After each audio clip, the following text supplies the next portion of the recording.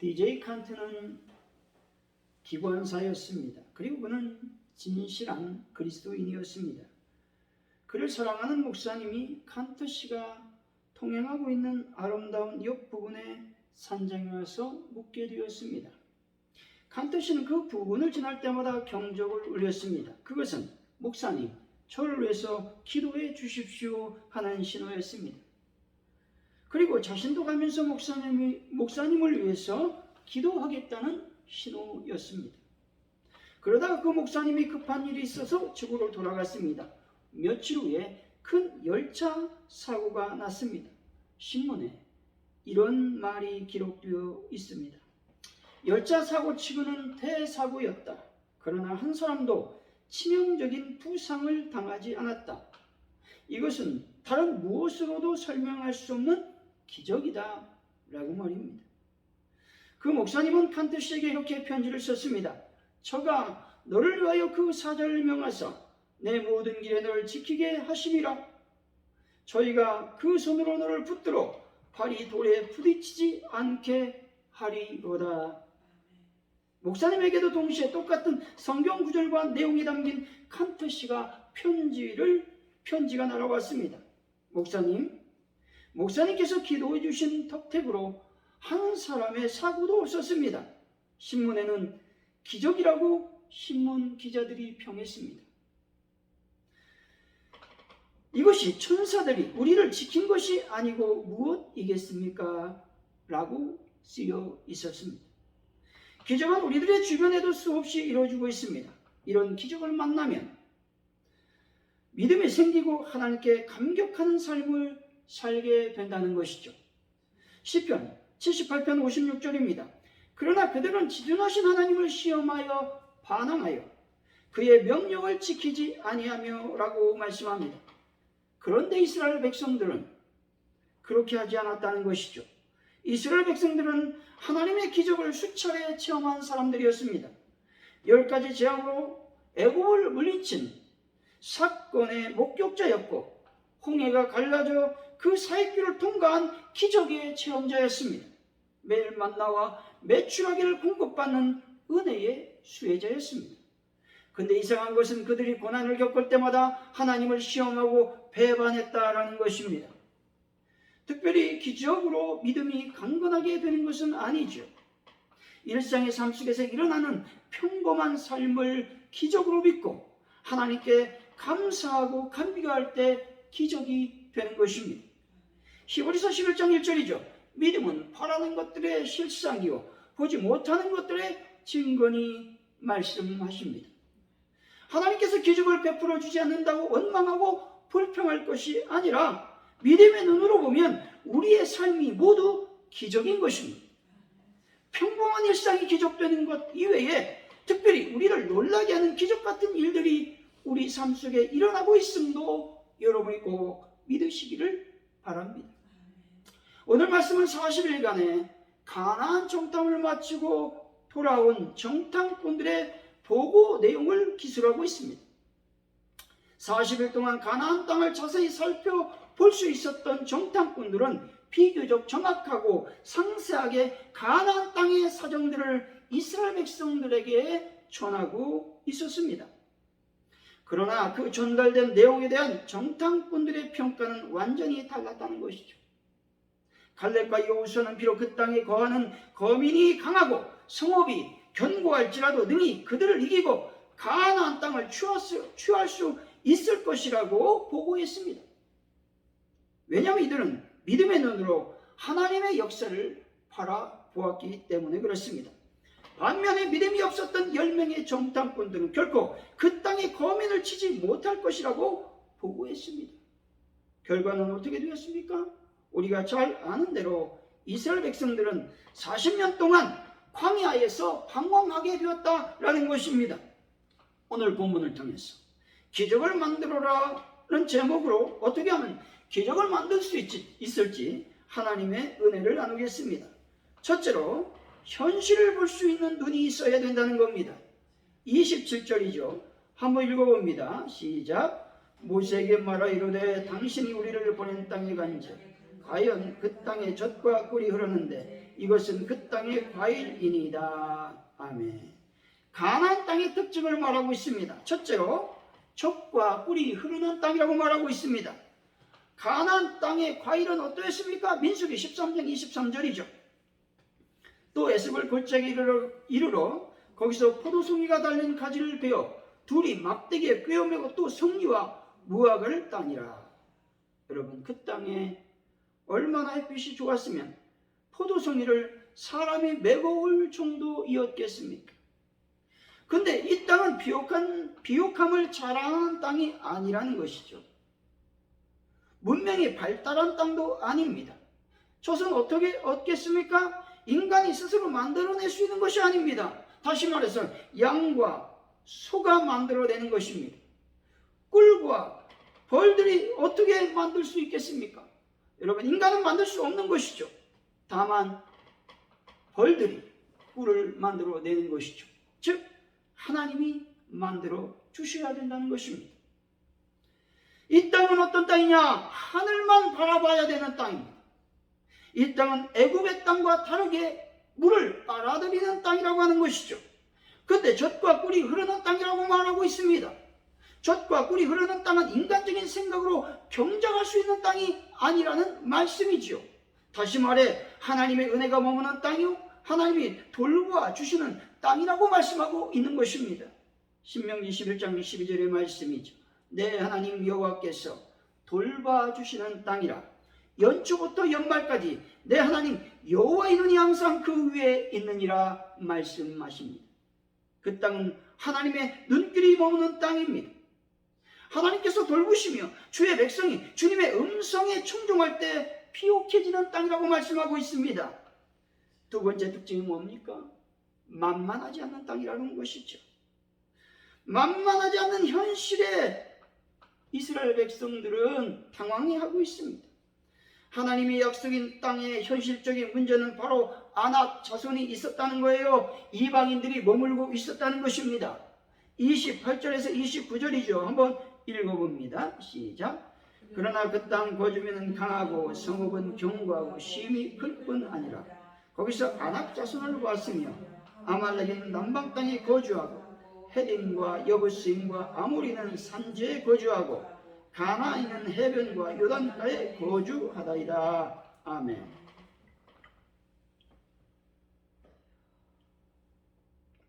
정탐꾼들은 정확히 가나안 땅을 정탐했습니다.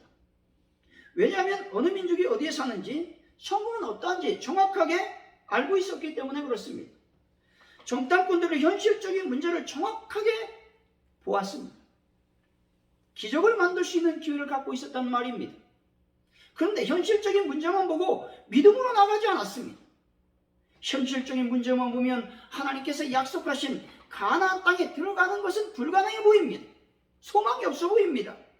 이런 말을 하는 사람들은 이미 현실 앞에 절망하고 있는 것이죠. 사랑하는 성도 여러분, 현실을 정확히 바라보고 믿음으로 하나님의 약속을 믿고 나가 승리하는 분들이 다 되시기를 예수 이름으로 간절히 축원드립니다. 둘째, 불신앙의 말을 하지 말아야 되는 겁니다. 31절이죠. 시작. 그와 함께 올라갔던 사람들은 이르되 우리 능히 올라가서 그 백성을 치지 못하리라. 그들은 우리보다 강하니라 하고. 아멘. 10명의 정탐꾼들은 가나안 족속들은 우리보다 강하다고 말하고 있습니다. 이 말은 지극히 사실이죠. 그런데 문제는 믿음의 말을 하지 못하고 그 현실에만 묶여 있었다는 겁니다. 현실에만 묶여 더 이상 전진하지 못한다는 겁니다. 능히 올라가서 그 백성을 치지 못한다고 말하고 있지요. 이스라엘 백성들이 약한 것은 사실이지만 부정적인 말을 하지 말았어야 했습니다. 또 이들은 어떤 말을 합니까? 32절이죠. 한번 읽어봅니다. 시작. 이스라엘 백성 앞에서 그 정탐한 땅을 악평하여 이르되 우리가 두루다니며 정탐한 땅 그 거주민을 삼키는 땅이요 거기서 본 모든 백성은 신장이 장대한 자들이며. 아멘. 여러분, 10명의 정탐꾼들은 하나님께서 주신 땅을 악평하는 거예요. 어떻게 악평합니까? 그 땅은 거주민을 삼키는 땅이라고 말하고 있습니다. 여러분, 그 땅이 거주민을 삼키는 땅이라고 한다면 어떻게 안압자손과 이방인들이 잘 살고 있었겠습니까? 할 수가 없는 거예요. 자기들의 생각대로 얘기하고 있는 것입니다. 여호수아서 6장 10절이죠. 여호수아가 백성에게 명하이로되 너희는 외치지 말며 너희 음성을 들리지 말며 너희 입에서 아무 말도 내지 말라 말씀합니다. 여기서 들리다라는 말씀은 듣다라는 말로서 너의 음성을 들리지 않게 하라라는 의미죠. 아무 말도 내지 말라는 겁니다. 다시 말해서 여리고성을 정복하기 앞서 하나님께서 침묵하라고 말씀하고 있습니다. 왜 하나님은 침묵하라고 하셨을까요? 만약 한번 생각해 볼까요? 뜨거운 땡볕에 하루 종일 여리고성을 며칠 돌았어요? 7일 도는 거예요. 6일 도는 겁니다. 그러면 무슨 말들을 하게 될까요, 여러분? 어떤 사람이 이렇게 말합니다. 야, 이렇게 한다고 성이 무너지겠어요? 아유, 집사님 생각해봐요. 권사님 생각해보세요. 성문이 열리겠어요? 아, 이건 정신 나간 짓이에요. 이거 멈춰야 됩니다. 한두 명이 불평을 시작하면 모두들 불신의 말을 폭포수처럼 쏟아낼 것입니다. 그래서 하나님은 입을 닫으라고 하신 것입니다. 왜냐하면 불신의 말 가운데서는 하나님이 일하시기 어렵기 때문에 그렇습니다. 예수님을 믿지 않았을 때 능력을 행하지 않았습니다. 그리고 우리는 원망과 불평의 말을 멈춰야 됩니다. 원망과 불평은 하나님을 멸시하는 말입니다. 믿지 않은 그런 말이라는 것이죠. 아무리 믿음의 말을 열심히 한다 해도 원망과 불평도 같이 하고 있다면 믿음의 말은 오염되어서 더 이상 건설을 잃어버리게 된다는 겁니다. 우리가 믿음의 말을 쏟아내어도 처음에는 현실은 편하지 않습니다. 아니, 점점 더 어려워질 수 있습니다. 그렇다고 하더라도 원망과 불평이 입 밖으로 나오도록 해서는 안 됩니다. 원망과 불평의 말이 입 밖으로 나오는 순간 모든 것들이 무너지게 됩니다. 그래서 하나님은 입을 다물라, 음성을 들으라 말씀합니다. 여러분, 교회한테 불평 있는 사람도 있어요. 목사한테 불평 있는 사람이 있습니다. 여러분, 어떻게 해야 될까요, 여러분? 대놓고 얘기해야 될까요? 여러분, 기도하시기 바랍니다. 이렇게 얘기했더니 이 대종기도 시간 그리고 통성기도 시간에 큰 소리로 기도하는 거예요. 목사들이라고. 참 답답합니다. 여러분, 큰 교회 가면 이런 사람 있어요. 여러분, 그러면 하나님이 기뻐하실까요? 하나님이 기뻐하지 않습니다. 그건 기도가 아니라 어떻게 해요? 그게 개인적인 호소죠. 사랑하는 성도 여러분, 불신과 원망과 불평의 말을 멈추시고 침묵하심으로 하나님의 기적을 경험하는 분들이 다 되시기를 예수 이름으로 간절히 축원드립니다. 셋째, 믿음의 말을 하라는 것입니다. 30절이죠. 한번 읽어봅니다. 시작. 갈렙이 모세 앞에서 백성을 조용하게 하고 이르되 우리가 곧 올라가서 그 땅을 취하자 능히 이기리라 하나.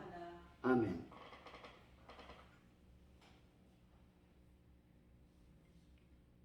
갈렙이 올라가서 그 땅을 취하면 반드시 승리하리라고 말합니다. 이렇게 말한 이유는 하나님께서 약속하신 땅이라는 것입니다. 갈렙이 이처럼 확신에 찬 말을 할 수 있었던 것이 가나안 거민들보다 약하다는 사실을 몰랐기 때문이 아닙니다. 다른 정탐꾼들의 부정적인 보고에 대하여 한마디도 부인하지 않았던 것으로 우리는 알 수가 있습니다. 그 땅 거민을 물리치고 그 땅을 주실 전능한 하나님을 향한 믿음 때문에 이렇게 얘기했다는 겁니다. 다시 말해 갈렙은 전능하신 하나님을 향한 굳건한 믿음으로 인해서 모든 상황과 환경을 초월하여 승리를 확신할 수 있었던 것입니다. 참 믿음은 모든 상황과 환경을 초월하여 하나님을 끝까지 신뢰하는 것입니다. 그래서 상황이 아무리 어렵고 절망적일지라도 결코 포기하지 않고 끝까지 믿음대로 행동해야 되는 것입니다. 사도 바울은 이렇게 말하죠. 사도행전 27장 22절입니다.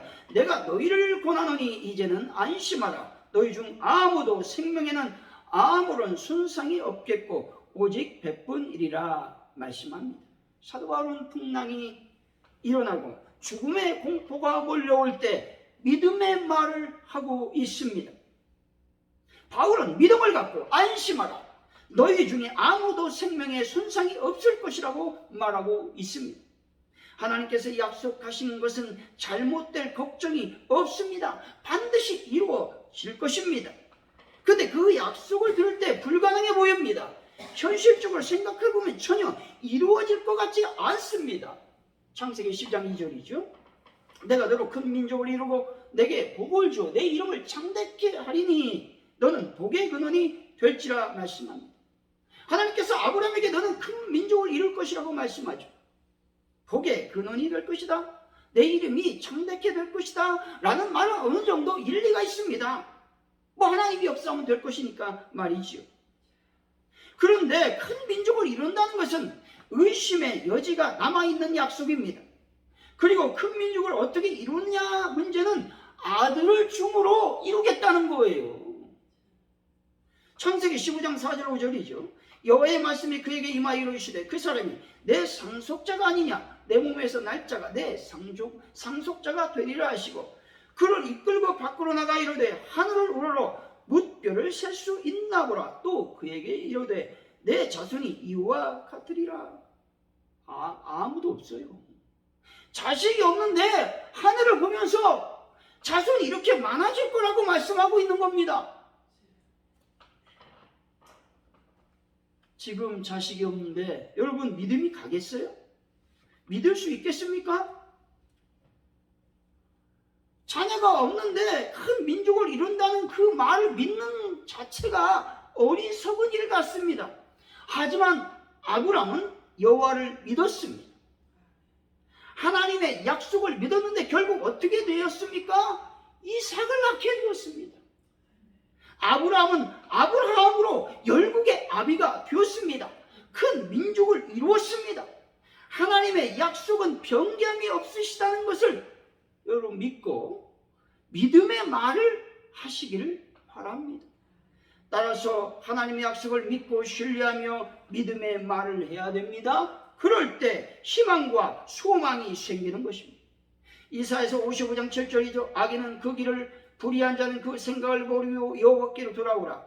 그리하면 그가 긍휼히 여기시리라. 우리 하나님께로 돌아오라. 그가 너그럽게 용서하시리라 말씀합니다. 인간의 최대의 소망은 어디에 있습니까? 하나님의 약속에 있습니다. 이것을 여러분이 꼭 믿으시기 바랍니다. 우리에는 소망이 있는 거예요. 왜냐하면 말씀하잖아요. 하나님께서 나를 긍휼히 여겨주시고 너그럽게 용서해 주신다고 언약으로 말씀해 주셨기 때문에 그렇습니다. 이런 약속을 알지 못하고 믿지 못하면 인간은 절망하게 되는 거예요. 이 절망은 인간을 죽음에 이르게 하는 최대의 적이라고 말하고 있습니다. 로마서 8장 30절이죠.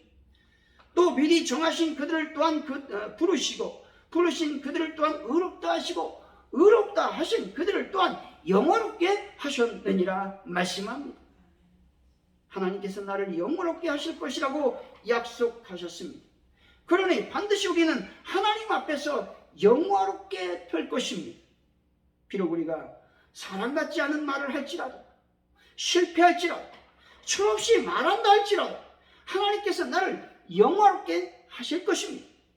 잡초 같은 나를 잘 아시는 하나님께서 나를 영원롭게 만들어 주시겠다고 약속하셨기 때문에 그렇습니다. 그 약속을 믿지 못하면 우리는 결국 기적을 맛볼 수가 없습니다. 사도행전 3장 6절이죠. 베드로가 이르되 은과 금은 내게 없거니와 내게 있는 이것으로 내게 주노니 나사렛 예수 그리스도 이름으로 일어나 걸으라 하고 말씀합니다. 베드로가 성전 미문에서 구걸하는 거지에게 안진뱅이에게 나사렛 예수 이름으로 일어나라고 말씀합니다. 그랬더니 어떻게 됐습니까? 안진뱅이가 일어났습니다. 아무나 이렇게 말해서 일어난다면 이 땅에 안진뱅이는 없을 것입니다. 그러면 왜 베드로의 말에 안진뱅이가 일어났습니까? 예수님의 수제자였기 때문일까요? 아니라는 거예요. 베드로의 말 속에는 믿음이 있었습니다. 베드로는 갈릴리 바다의 광풍 사건 앞에서 믿음을 갖게 되는 거예요. 무화과 나무 앞에서 말의 권세가 어떤 것인지 깨닫게 되었다는 겁니다. 무화과 나무를 저주하니까 다음에 왔을 때 무화과 나무가 죽어버렸어요. 이 말의 권세가 얼마나 대단한지 여러분이 꼭 기억하셔야 된다는 것입니다. 하나님의 기적이 일어나려면 그 말대로 이루어질 것이다 라는 믿음이 있어야 된다는 겁니다. 이 말을 하면 대부분의 사람들이 이렇게 얘기합니다.